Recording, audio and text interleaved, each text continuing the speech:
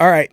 So, I know this isn't news to anyone by now. You guys have all seen it, I'm pretty sure. Those of you who are in the know, anyway. For those of you who don't know who Charlie Kirk is, he was considered a right wing activist, a heavy supporter of Donald Trump, who was at a speaking engagement, and this he was live on the stage, and literally somebody, an old man with a rifle, decided that it was time for him to go, and literally took him out as he was sitting there on stage. I've seen the footage.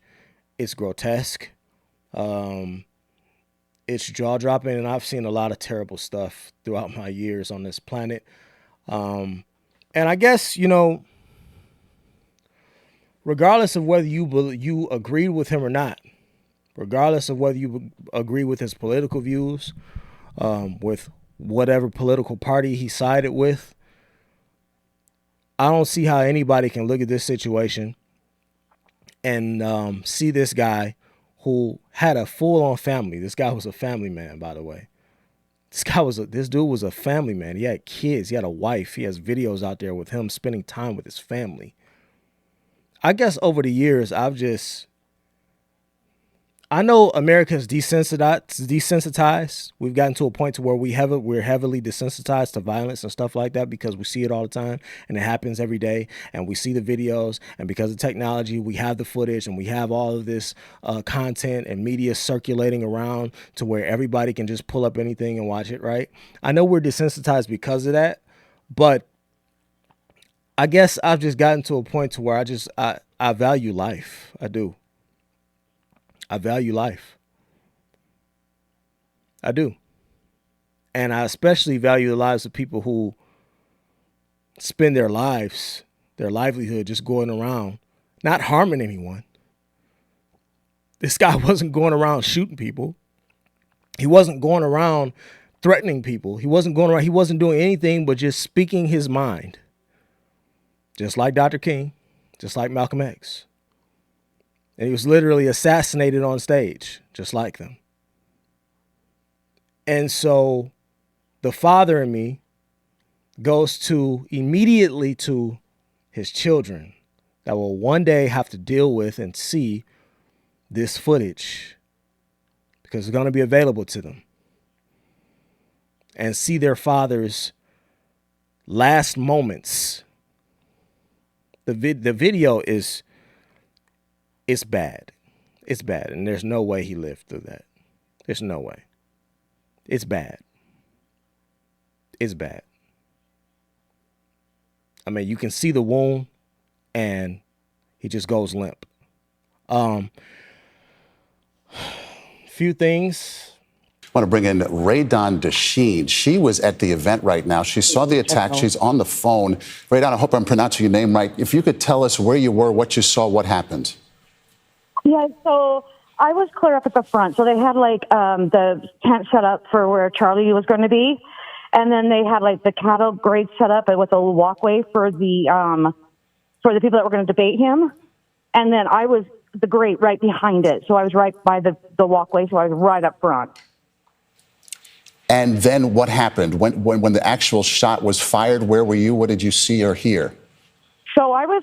He was just talking to the second debater, and ironically, it was about the transgender shooter, and they're talking about not allowing them to purchase firearms, and he was talking back and forth with the guy, and then all of a sudden I hear up top, I see Charlie. I think it got his carotid. I just saw him grab. It looked like his neck, and there's just blood pouring out everywhere, and his eyes kind of rolled back. And at that point, I kind of looked up because it sounded like it came up from behind me up the hill, and it was just one pop. And then we all dropped to the ground, and then they told us all to run. So we all ran out. Yeah, I'm imagining pandemonium at that point. Did you see medical personnel attend to him, and what happened after that? By the time I looked up, he was already off. He was already out. He was already out of the tent. There were some police officers up there. There was his security. There was no metal detectors or anything for us to go through. They didn't even check our tickets. What about the gunman? Any sense of what became of the person? I don't know if it's a man or a woman. The person who fired the I shot. didn't. Nope, I didn't see anything. I just dropped when everybody else dropped, and then I ran when they told everybody to run. So you described it as a debate that was going on. So it was a debate between Charlie and someone else, or just a sort Yeah, of so a. it's Go yeah, ahead. so he just proved me wrong, and basically, because he's a right winger, and he's very, very, very good at his debates, and he invites mostly college kids to go up and debate him. And a lot of them were, had a lot of the same views, but there was something that maybe a little bit off that they don't quite agree with. So they're just trying to debate him back and forth on their views versus his. So it sounds like people from all points on the political spectrum. What about the atmosphere, the mood? What was it like leading up to that? Oh man, we were all having fun. We were shouting, USA and Charlie Kirk, and listening to some 80s music like Queen and that, and just stuff to pump you up. We're just all having a good time. Yeah, like a festival kind of atmosphere. I want to ask you about security. What was that like as you entered this There was area? none. And what kind of area is this? There was none. It was like, so when you walked in there, it was like a kind of in the crevice of the buildings with a bridge across it. And then behind it was like a grassy open area with a little bit of sitting that's kind of in a stadium seating. But it was like a little hill.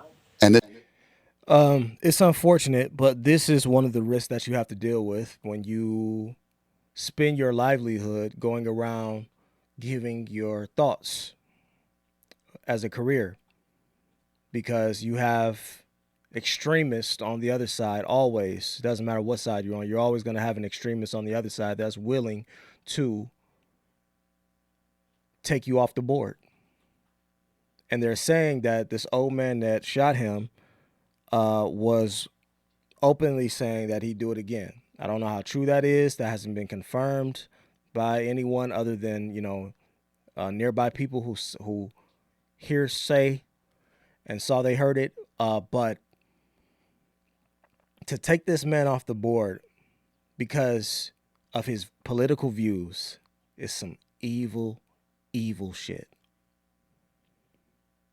And he spent his livelihood literally having open debates with people. He invited you, whoever, whatever, no matter what color you were, no matter what race you were, no matter what what your religious views are, no matter what your sexuality was. He invited people of all colors, creeds, backgrounds to have open debate with him and have open conversation. And people are literally praising the shooter. People are literally making light of it, making fun of it, and saying that he did us all a favor. He did them a favor. He's a hero, the shooter. This is the country we live in. This is the country we live in. Before I go, because I don't want to spend too much time here.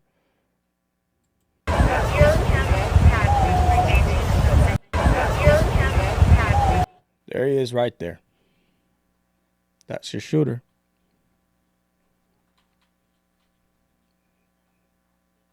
There he is. And so what we literally have is yep, they just pronounced him. They just pronounced him dead. So, prayers to his family. We literally have a case right here of mind rot, where we have old people who have been set in their ways for generations, to the point to where we have old Democrats who are supposed to be the party that believes in the rights and freedoms of our country, right?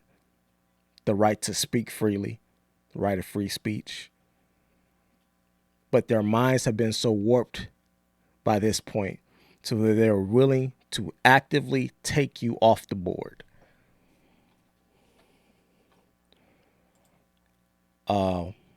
That's him right there. Wow. Prayers to his family. That's all I got. Has the right to remain silent.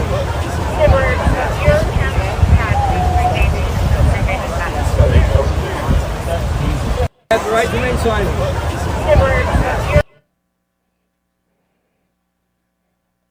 One more thing.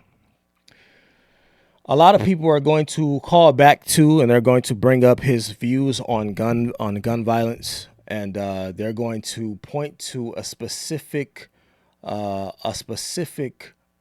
article that was written on him. Let me see if I can find it really quickly.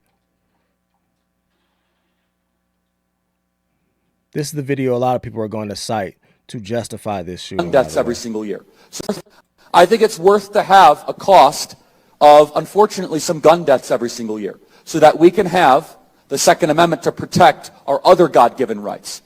That is a prudent deal. It is rational.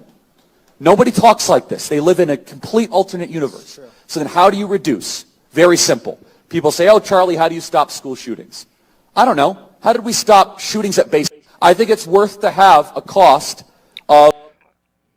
So people are going to take that and they're going to run with it and they're going to blow that up and they're going to use that as a basis for why this man was killed and murdered on a national stage live in front of everyone, that was recorded by multiple people. And now his kids will have to go through their lives without their fathers. And more importantly, they'll have to deal with the aftermath of it and have this visually play out on a stage like a spectacle. No parent, no father who hasn't done anything wrong should have to do that. I don't care what your political views are. I'll holler at y'all later.